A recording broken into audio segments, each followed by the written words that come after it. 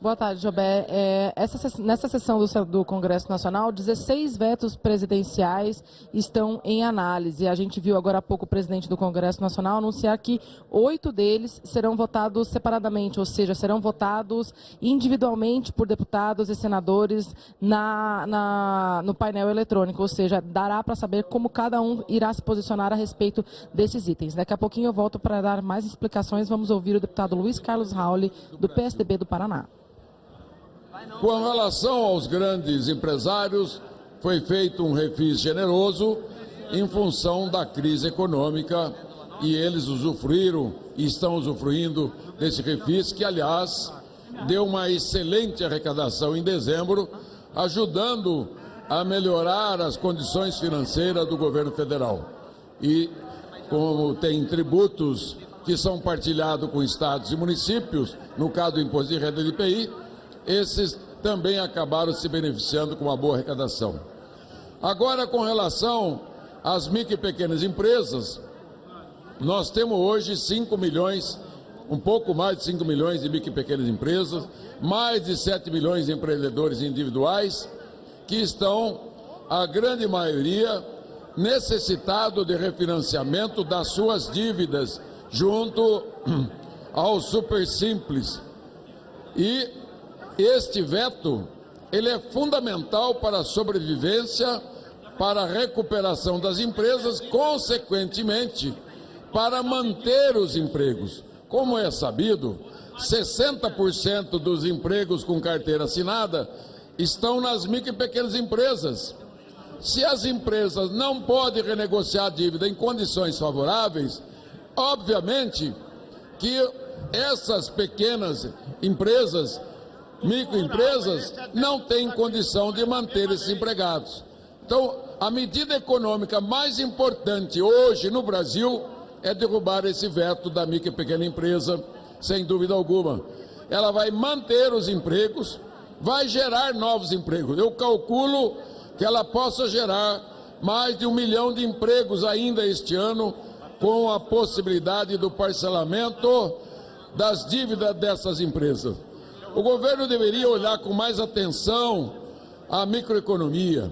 A micro e pequena empresa estimulada, com bastante crédito, elas gerarão milhões de empregos para resolver o problema que nós temos hoje, gravíssimo, de 13 milhões de desempregados oriundos da maior recessão econômica que tivemos nos últimos 20 anos. Então, senhor presidente, segundo veto importante é o do Fundo Rural. A Frente Parlamentar da Agricultura, que eu também tenho a honra de participar, já decidiu há tempo pela derrubada desses vetos. Tem também outros vetos que são importantes, que estão em questão aqui hoje, que o governo vetou esses dispositivos de outras leis que cada um tem defendido aqui seu posicionamento. Então, a nossa posição é favorável a essa derrubada do veto.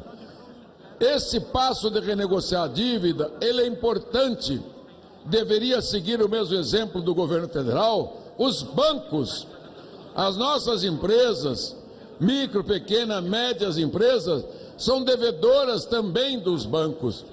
É uma forma do Banco Central, o ministro da Fazenda, chamar os bancos brasileiros e estrangeiros a um grande acordo de diminuir as multas e as taxas de juros exorbitantes, corchantes, que nós temos no Brasil, para que essas empresas também possam recuperar a sua condição financeira.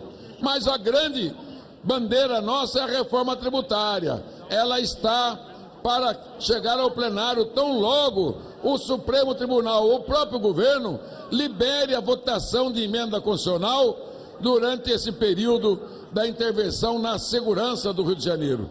É verdade que não é uma intervenção na segurança, na intervenção no estado do Rio de Janeiro, e sim na segurança apenas. Portanto, nós entendemos que será possível fazer esta discussão e votação. A discussão de emenda constitucional, a tramitação, o presidente da Câmara, Rodrigo Maia, já liberou. o que nós precisamos é trazer este assunto, que é o mais importante assunto da economia brasileira, para dentro do Congresso, antes das eleições, votar a estrutura, a arquitetura tributária constitucional e aprovar alguns projetos regulamentadores, principalmente o do novo IVA, que vai substituir o ISS, o ICMS, o IPI, o PIS, COFINS, CID, Salário de Educação, IOF e PASEP.